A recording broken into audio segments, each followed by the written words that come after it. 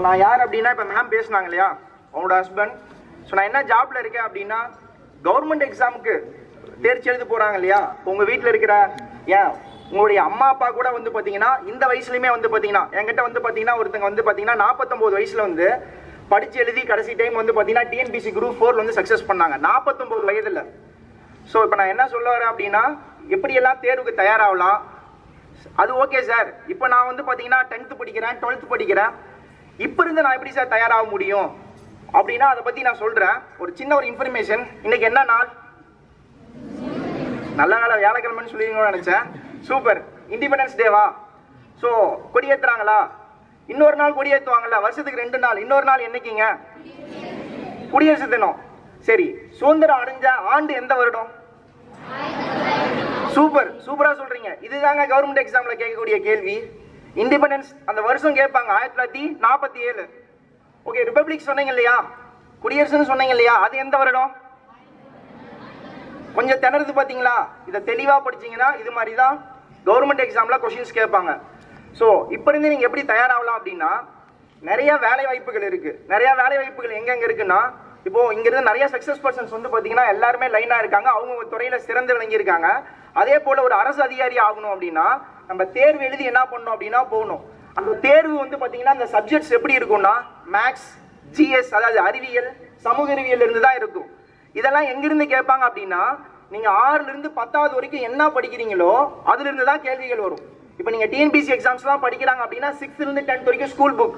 இப்போ உங்களோட ஸ்கூல் புக்ஸ்லாம் நிறைய பேர் டிஎன்பிசி மாணவர்கள், அதாவது வந்து பாத்தீங்கன்னா எழுதுறவங்க தொலைவிட்டு இருக்காங்க உங்க புக் எப்படா கிடைக்கும் அப்படின்ட்டு. அதே போலதான் ரயில்வே தேர்வு, பேங்க் தேர்வுன்னு சொல்லி ஏகப்பட்ட தேர்வு இருக்கு. இதுல முக்கியமா ரயில்வே தேர்வை பத்தி நான் சொல்ல போறேன்.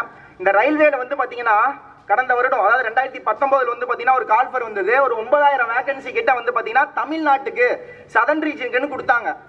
அந்த வேகன்சில ஒரு 8000 பேர் யாரு போனாங்க அப்படின்னா நம்ம தமிழ் மக்கள்லாம் போவே இல்லை, செலக்ட் ஆகவே இல்லை. போனது எல்லாமே யார் அப்படின்னா வேற ஒருத்தங்க, வேற ஒரு மாநிலத்துக்காரங்க என்ன பண்ணாங்க அப்படின்னா செலக்ட் ஆனாங்க. அதை தவறா சரியா அப்படின்னு சொல்றதுக்கு நான் வரல. பட் அப்படி ஒரு வேலை வாய்ப்பு இருக்கும்போது நம்ம வந்து பாத்தீங்கன்னா அதை விடக்கூடாது. நீங்க ஒரு அரசு வேலை வாங்குனீங்க அப்படின்னா அது உங்களுக்கு ஒரு அடையாளத்தை கொடுக்கும், உங்களோட ஃபேமிலியை அப்படியே மாற்றும், உங்களோட ஜென்ரேஷனே அப்படியே மாற்றும். இதற்கெல்லாம் உதாரணம் உங்களோட ஆசிரியர்கள். இப்போ இங்க வந்து ஸ்பீச் கொடுத்தவங்க, இது எல்லாமே உங்களுக்கு ஒரு உதாரணம். அப்ப நீங்க என்ன பண்ணணும் அப்படின்னா ஒரு கனவோட என்ன பண்ணுங்க அப்படின்னா படிக்க ஆரம்பிங்க. இப்போ உங்களோட ஆசிரியர்கள் உங்களுக்கு என்ன சொல்லி தராங்களோ அதை கொஞ்சம் புரிஞ்சு படிங்க.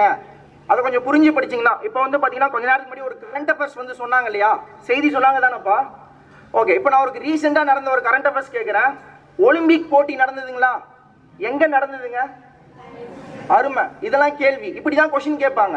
அப்ப நீங்க புரிஞ்சு படிச்சீங்க அப்படின்னா கண்டிப்பா சக்சஸ் பண்ணலாம். அந்த ரயில்வே தேர்வுல வந்து பாத்தீங்கன்னா குவாலிஃபிகேஷன் 10th, 10வது படிச்சிருந்தீங்க அப்படின்னா அந்த ரயில்வே தேர்வு உங்களால என்ன பண்ண முடியும் அப்படின்னா எழுத முடியும்.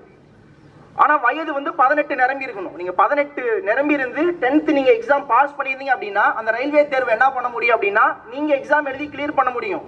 கிளியர் பண்ணீங்க அப்படின்னா போஸ்டிங்க இப்போ எனக்கு தெரிஞ்சு வந்து நாமக்கல்ல இப்போ நம்ம வந்து பரமத்தியாலூர்லயே நிறைய பேர் படிச்சு போனாங்க. அவங்களோட எல்லாத்தோட போஸ்டிங்கும் எங்க இருக்கு அப்படின்னா கொடுமுடி, மோகனூர், புகழூர், இது மாதிரி வந்து பாத்தீங்கன்னா பக்கத்திலேயே எடுத்துட்டாங்க. அப்ப இப்ப நீங்களே நினைச்சு பாருங்க, சொந்த ஊர்ல இருக்கிறீங்க, அரசு வேலையில இருக்கிறீங்க, இதை விட என்ன வேணும்? அப்ப என்ன பண்ணலாம் அப்படின்னா புரிஞ்சு படிங்க, நல்லா படிங்க. உங்க ஆசிரியர்கள் சொல்லி கொடுக்கறது எல்லாம் என்ன பண்ணுங்க அப்படின்னா நல்லா படிங்க. அதே போல வந்து பாத்தீங்கன்னா அந்த தாழ்வு மனப்பான்மை, நான் வந்து அரசு பள்ளியில படிச்சேன் என்னால சக்சஸ் பண்ண முடியாது அப்படிலாம் கிடையாது. ஸோ இங்க இருக்கிற அந்த சக்சஸ் பர்சன்ஸ் எல்லாமே அரசு பள்ளியில படிச்சுதான் இப்போ வந்து பாத்தீங்கன்னா பேங்க்ல ஒர்க் பண்ணிட்டு இருக்காங்க. நானும் அரசு பள்ளியில படிச்சவன் தான். அதனால அந்த மைண்ட் செட், அந்த ஒரு காரணங்கள். அதே போல வந்து பாத்தீங்கன்னா நீங்க இது மாதிரி இந்த சக்சஸ் பண்றதுக்காக போராடும் போது இன் பிட்வீன்ல உங்களுக்கு நிறைய தடங்கள் வரலாம். என்னென்ன தடங்கள் வரலாம்? ஒரு எக்ஸாமுக்கு அப்ளை பண்றதுக்கு கூட அமௌண்ட் இல்லாத மாதிரி ஒரு தடங்கள்லாம் வரலாம். ஃபேமிலி சிச்சுவேஷன் மோசமா இருக்கும். இதெல்லாம் எதிர்கொள்ள கத்துக்குவாங்க. ரெண்டாவது இன்னும் ஒன்று சொல்லி முடிச்சுக்கிறேன், டிசிப்ளைனுங்க. கொஞ்சம் டிசிப்ளைன்னா என்னன்னா கரெக்டா இருக்கிறது அப்படிங்கிறது டிசிப்ளைனை தாண்டி இப்போ நீங்க ஒரு எக்ஸாமுக்கு படிக்கிறீங்க, உங்களுடைய 10th படிக்கிறீங்க, 12th படிக்கிறீங்க, 6th 7th 8th படிக்கிறீங்க அப்படின்னா டெய்லியும் படிக்கணும். எக்ஸாமுக்கு முன்னாடி ஒரு நாளைக்கு முன்னாடி படிக்கிறது அது மாதிரி இருக்கக்கூடாது. டெய்லியும் ஒரு 3 மணி நேரம் படிக்கிறீங்கன்னா டெய்லியும் 3 மணி நேரம் கண்டினியூஸா படிக்கணும். அதுக்கு பேர் வந்து கன்சிஸ்டன்சிம்பாங்க. அதுதான் வந்து பாத்தீங்கன்னா கீன்னு சொல்லுவேன். அதை மட்டும் என்ன பண்ணிக்கோங்க அப்படின்னா ஃபாலோ பண்ணிக்கோங்க. ரெண்டாவது ஒன்று, உங்களோட ஃப்ரெண்ட் சர்க்கிள் வந்து பாத்தீங்கன்னா பாசிட்டிவா இருக்கணும், நல்ல எண்ணங்கள் உள்ளவர்களா இருக்கணும்.